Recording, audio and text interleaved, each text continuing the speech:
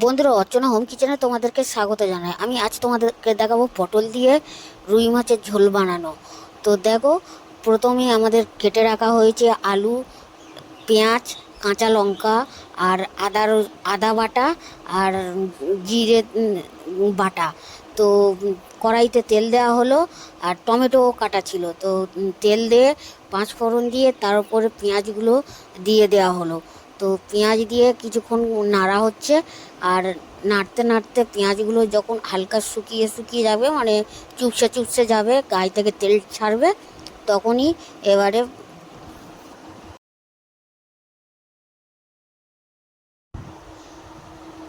Tomato আর কাঁচা লঙ্কা দিয়ে পেঁয়াজটাকে আরও নাড়তে হবে।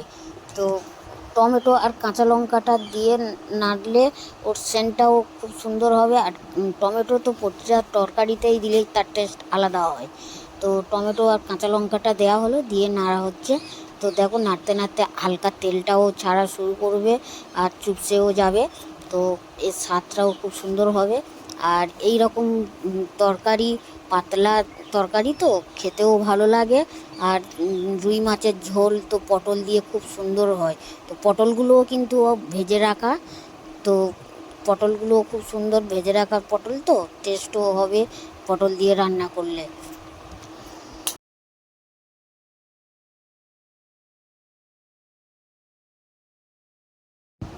এরপরে কষতে কষতে আমাদের আদা বাটাটা দেয়া হলো। তো আদা বাটা দিয়েও কিছুক্ষণ কষা হবে।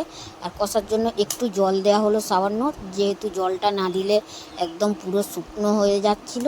তো তারপরে আদা বাটাটা দিয়ে কষতে কষতে এবারে আলু, কেটে রাখা আলুগুলোও দিয়ে দেওয়া হলো। আলুগুলো দিয়ে নাড়া হচ্ছে, তো ওটা ভালো করে কষা হচ্ছে। আর আলুটা দিয়েও খুব সুন্দর কষতে হয়। তো যত কষবে তত তরকারির টেস্ট হবে, যে কোনো তরকারি কষাটাই মেন। তো দেখো, কষতে কষতে কিছু জল ঢেলে দিয়ে আবার কষা হচ্ছে। তো কি সুন্দর হয়েছে, আর সেন্টটা খুব সুন্দর বার হয়েছে। তো এতে হলুদ দেওয়া হলো, হলুদ দিয়ে একটু নাড়া হবে।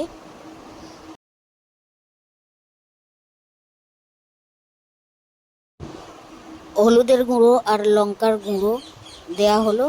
তো লঙ্কার গুঁড়োটাও কম দেওয়া হয়েছে, যেহেতু কাঁচা লঙ্কা আছে। আর রুই মাছের পাতলা ঝোল তো খুব বেশি ঝাল হবে না, তো সেই জন্য ঝালটা কম দেওয়া হয়েছে।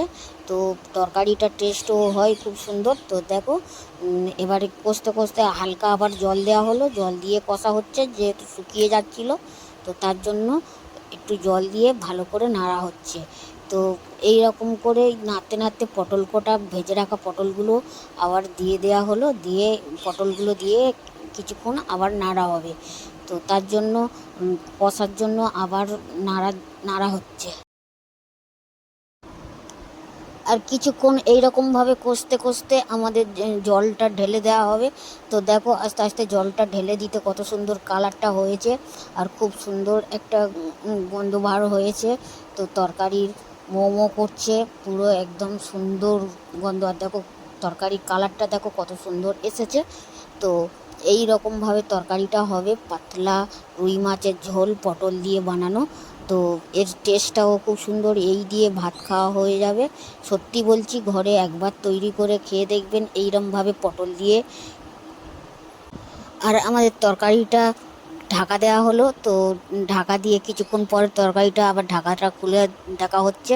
তো দেখো কত সুন্দর হচ্ছে, হালকা করে ঢাকা দেওয়া হচ্ছে, ঢাকা তোলা হচ্ছে। তো এই ঢাকাটা দেওয়ার জন্য তরকারির টেস্টটা খুব সুন্দর হয়।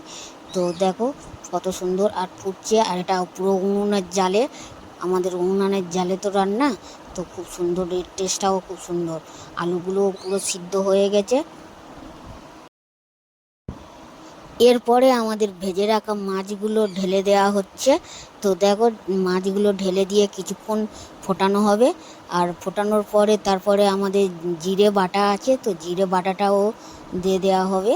তো জিরে বাটাটা দিলেও এর সঙ্গে খুব সুন্দর টেস্ট হয়। তো এইরকমভাবে তরকারিটা হচ্ছে, দেখো। হ্যাঁ, তরকারিতে পরিমাণ মতো লবণ দিয়ে দিয়েছি। আর লবণটা দিয়ে তরকারিটা ফোটাচ্ছি, ফের আবার কিছুক্ষণ চাপা দিলাম। চাপা দিয়ে দেখো, চাপাটা তুললাম। পাত্রটা তোলার পরে দেখো কত সুন্দর তরকারিটা হয়ে গেছে। আর আমাদের তরকারি রেডি, একটা পাত্রে ঢেলে নিলাম। তো দেখো পুরো পটল দিয়ে রুই মাছের ঝোল